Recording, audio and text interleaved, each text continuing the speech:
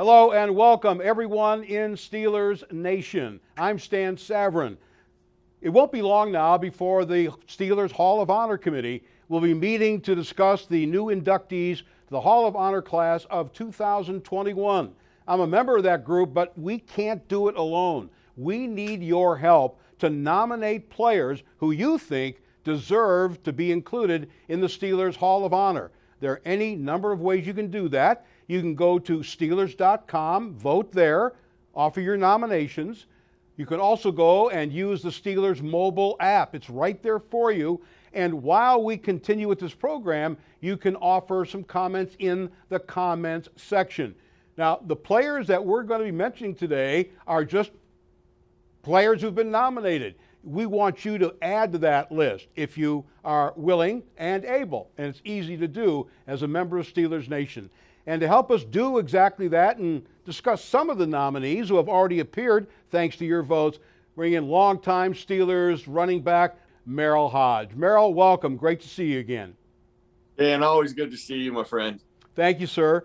We're going to start off with some players and personalities, shall we say, from the 1970s. You were still in junior high at that point. Unfortunately, I was not, nor was I in high school, nor was I in college. But I'm here to offer some long-term perspective. And I want to start in an area, Merril, I think that's been long underappreciated.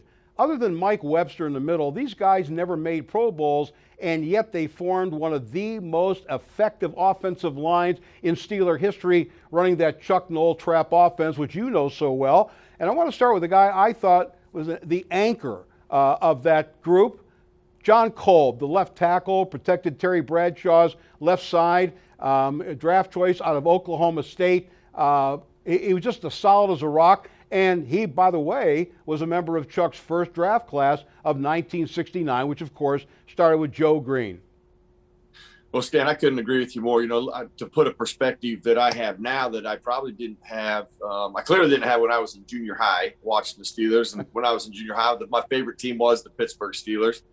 I had a girl named Michelle in my math class who loved the Cowboys. So I can't tell you how much I loved the Steelers for back in the 70s, because I could always go on Monday to math class after Super Bowls knowing that I could brag about the Steelers.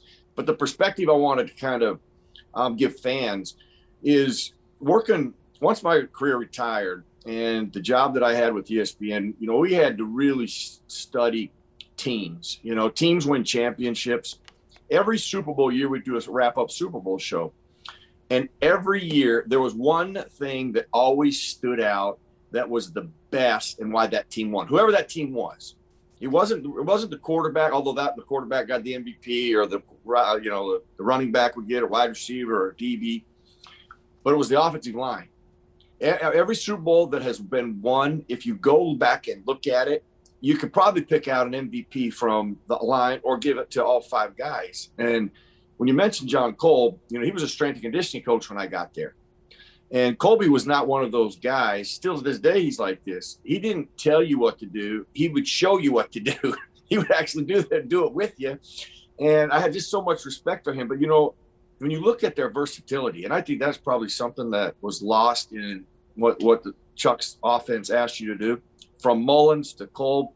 You know, Webby got a lot of the praise, rightfully so. And I think because these guys have a quiet demeanor, they get lost in their importance because their athletic ability, their versatility, the things they were asked to do. You probably couldn't find an offensive line right now in football that could do the things that they were asked to do. And they did them at such an efficient level that it is too bad they weren't recognized more during their playing days. But that's the goal now, is to hopefully get them the recognition that they so deserve. Well, of course, Larry Brown is in the Hall of Honor. The late Sam Davis was a tremendous player. John played 13 years in the NFL. He's also one of the smartest people that I've ever met. He got into college coaching. You mentioned strength and conditioning coach, 13 years, certainly deserving. And since we're on the offensive line, Jerry Moon Mullins, you know, looking back, he was, we've talked about the 1974 draft as arguably the greatest draft in NFL history with all those Hall of Famers. But in 1971, the Steelers drafted Jack Ham, Frank Lewis, Mike Wagner, Dwight White, Fats Wow.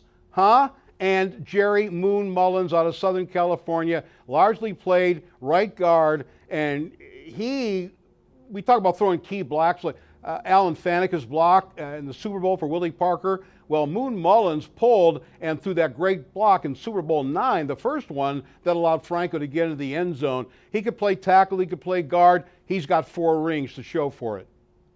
Yes, and I think that's, you just, there at the end, you said, I think the thing that always stood out to me when I went back and looked at these guys and how they played is Mullins' versatility. Sometimes you got caught up watching him and you thought he was cold.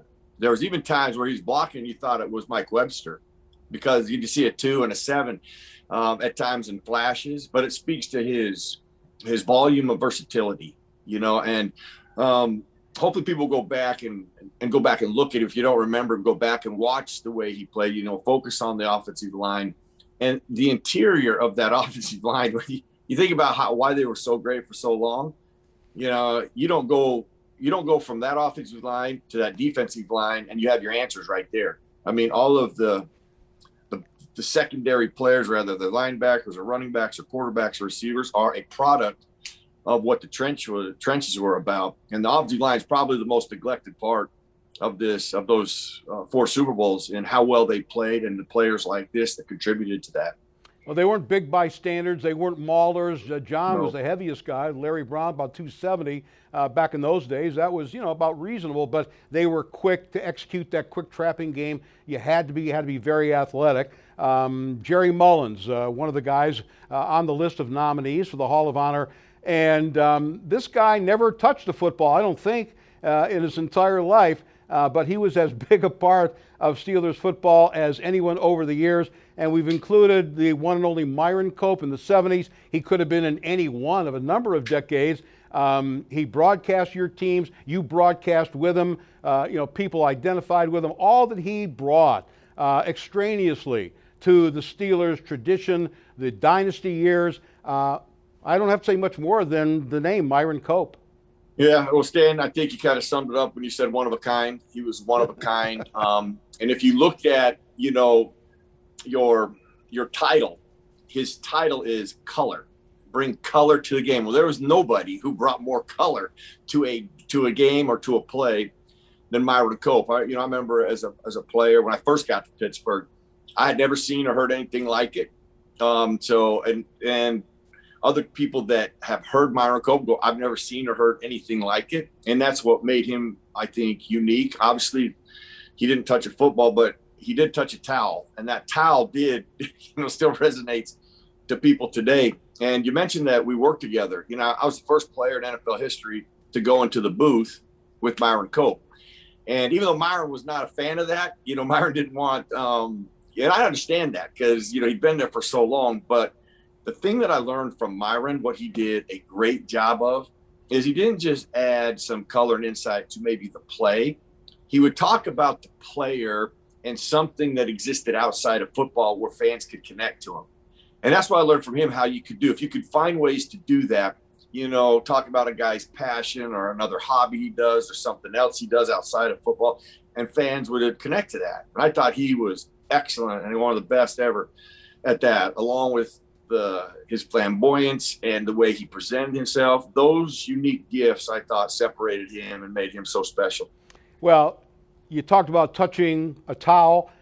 He really left an imprint on the heart and soul of Steelers Nation. That's what he touched. He changed the personality and touched the heart and soul. And this region has an awfully big heart, as you know, and Myron was a big part of that.